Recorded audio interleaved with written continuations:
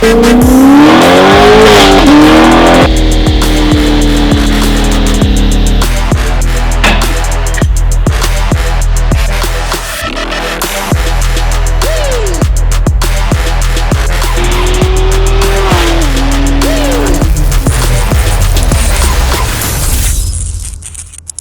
back to the channel, guys. Today I got some Q&A for y'all. I'd like to answer some of y'all's questions. Before we get to that though, I'd like to show you a few cars that we have finished up that are either waiting to be going to dyno or waiting to be street driven. This one is Mr. Aaron G's 2017 CTSV. We just completed our 850 horsepower package on. Essentially this is a max effort build utilizing the factory LT4 supercharger on 93 octane. So no methanol, no E85, anything like that. Now, moving down the line is Mr. Chamberlain's 2018 CTSV. So next step up from Aaron's is Mr. Chamberlain. So for those of you out there that are wanting more horsepower than the factory supercharger can make on 93 octane, this is the way we go. We upgrade to the supercharger. That 1.7 liter, we get it out of here, we install that 2650 blower. This one has not been on the dyno yet. This one is actually going on, I believe, next. So numbers to come on that one, and I'm very excited to show you all the results on that, as well as what it does on the street, because super clean car. Next, this is Mr. Davis's car. We built him a killer C6 ZR1 Corvette. This is his 2021 Hellcat Red Eye. We literally just got it fired up, so be looking for that in this video as well.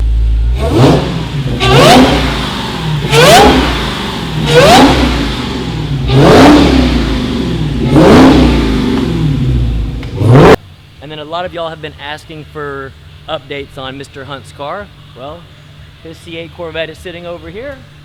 Looks like Chris is working on it as we speak. Parts finally started to trickle in, so it's on the rack. We went ahead and put our twin turbo kit on it probably 2 weeks ago, and believe it or not, that fixed a lot of the bugs that he was having. I'm not gonna say everything, but there's a lot of oiling issues that were going on with the turbos down low that we can fix, but we went ahead and put our turbo kit on it. I've been test driving it for literally probably 2 weeks now. Everything's been good. Fuel system parts showed up, aftermarket ECM showed up. Chris has got a lot of work to do, so that's where he's at on that. And check back in a little bit and we'll have more of that to come in the next few videos. On to Q&A. So, on to Q&A. Torch 57 Mitch, do you work on any other cars besides Corvettes? Oof, I've been in business 15 years.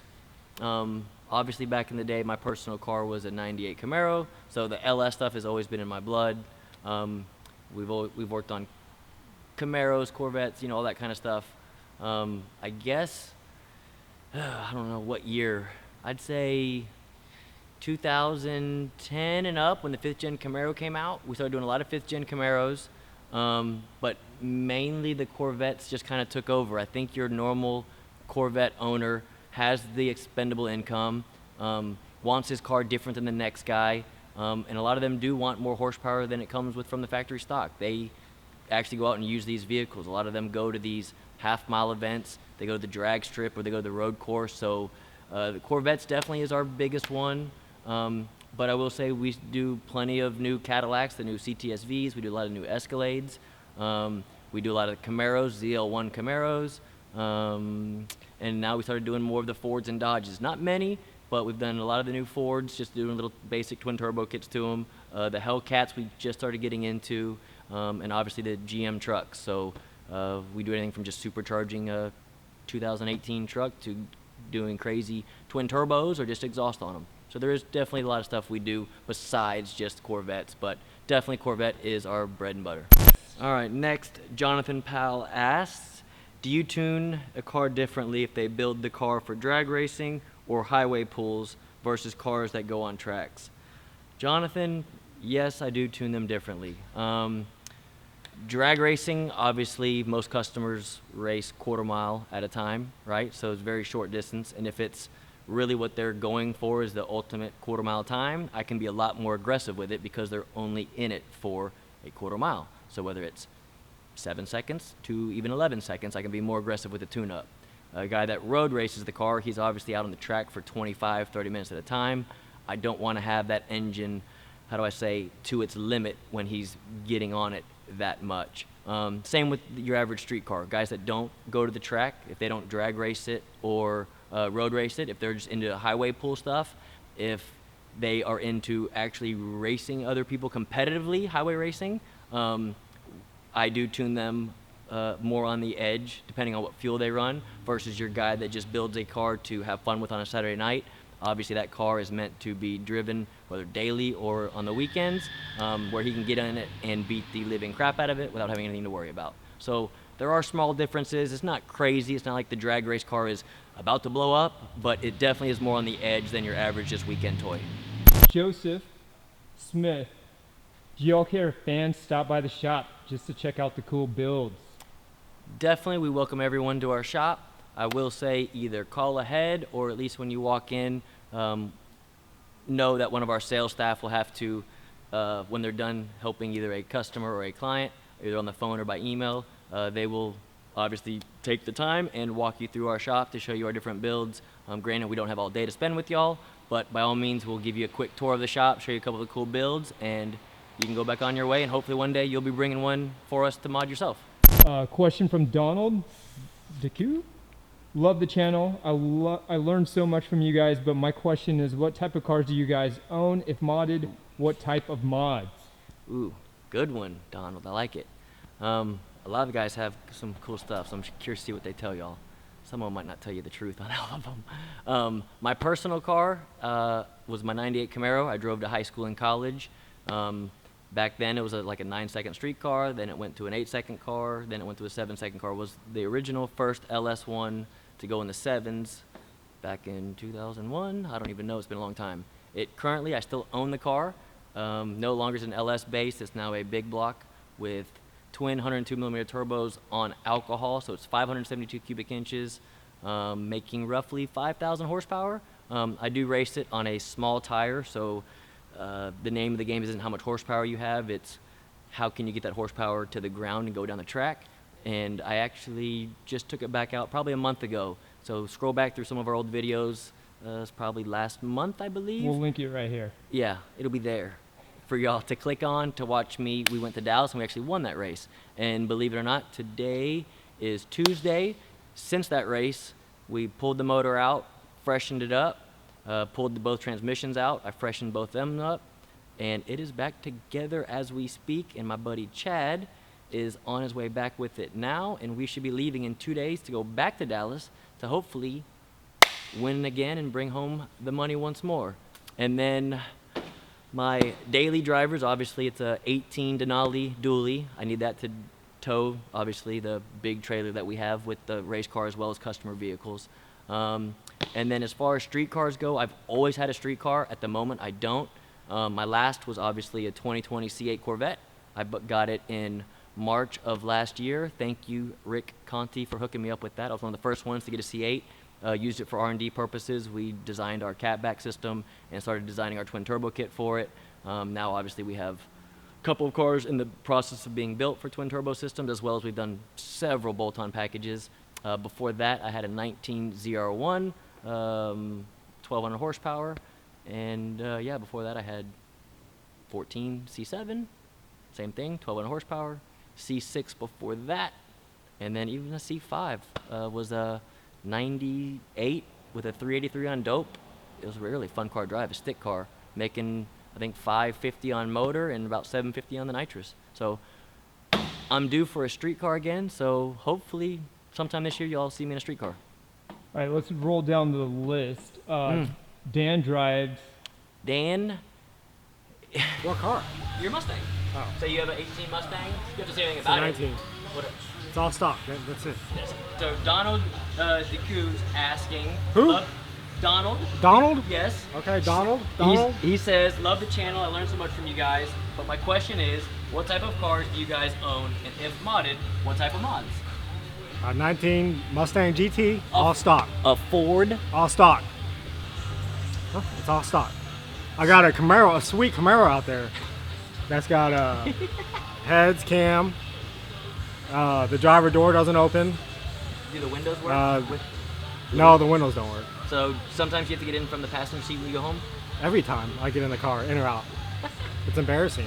That's his daily driver. That's my daily driver. And the Ford he doesn't want to tell y'all about, It's all stock. but it does make some whistling sounds. And we'll leave it at that because we got cool videos to come up in the future of it. But it is a No, we don't. gnarly build. That's stock. What about Brighton? Brighton has a little 240. Yeah, so my personal car, I have a 96 Nissan 240SX. It has a LS1 T56 swap. It's pretty damn fast. Naturally aspirated? Yeah, it's NA, it's stock motor. It makes like 350 wheel or so. It's a little cam only LS deal? Or is it Not even a cam, just stock sealed motor with a headers and a tune. nice? Yeah. You know how much the car weighs? About 2,800 pounds. That's gotta be fun. Yeah, it's fun. So we put another couple hundred horsepower to it. That thing would be ridiculous, huh? Yeah, it'd be really fun. Daily driver? You drive to work every day? No, I don't, but it's more just a project car, but I do drive it like a few times a week for sure. Chris, another clean car. He has a, which was one of my favorites when they came out, 15 Z28. Those things came with the LS7. I own a 2014 Z28, LS7, makes about 600 of the wheels. A big NA deal? NA, yep. Built motor, correct? All, yep. How many Built cubic motor. inches? 427. So stock crank, So stock crank, stock rods, got pistons, got Brodix heads, solid roller, high compression, high solid compression, roller, yeah. Runs on what kind of gas? Pump gas, 93. Gas, baby. 93, man. Makes over 600. Makes So 600 we of can the burn wheels, it to E85 or race gas. We're gonna get 650 plus out of it. for sure. That- Rowdier cam, that cam. Coming up next. Yep. Peyton drives a So I own a 2014 Focus ST. It's pretty much a full bolt-on, so downpipe, exhaust, intercooler, motor mount, tune. It's running on E30. It made, I think, 272 and 35 on the dyno. So it's basically every bolt-on modification you can do to that car. daily driver, right? Drive to work every day. 93,000 miles. Sam, we just talked to Sam, and Sam has a, I think it's a 06 Corvette or 07. So pretty much I've got a bunch of cars, but my main car is a 08 Vet. It's a LS3 stick car, and it's a Headcam. Easy. 500 horsepower? Yeah, 5. Yeah, it makes about 5 at the tire. So Pretty much you're stripping it, We the are. inside of it, to make it for like our own little media session for Dean. right on, and it's gonna be like the adventure travel surf vehicle. So when we're at the racetrack, he can edit the videos and do everything in that instead of in our trailer while we're It's gonna a be whole bunch so of monkeys sick. running around. It will be sick. It's actually already looks sick myself. What do you want from Got me? you off guard. So Q&A section. Oh, snap. Customer Donald DeCou asks, love the channel. I learned so much from you guys, but question is, what type of cars do you guys own? If modded, what type of mods? I have a 2008 BMW 335i. Just got a bigger front mount intercooler, stock turbos, tuned on E85. Just a little baby car, like 400 horse, 450 torque. Something that I'm messing with on the side. Daily driver or weekend Daily, tour? that's a weekend toy, daily driver. My grandpa car. I got a 03 Lexus LS 430. That's where I be pimping in Monday through Friday. There it is. Yeah. Brandon's not here right now, but He drives a BMW. I'm not a BMW guy, so I don't know crap about him. It's a M4. Sure. M4. And I believe he has downpipes on it, air filters, and then I believe he's in the process of upgrading the turbos and fuel system and stuff like that as we speak. I drive a Sprinter van. It's being converted right now. Who? What's up? I knew I'd get you on camera.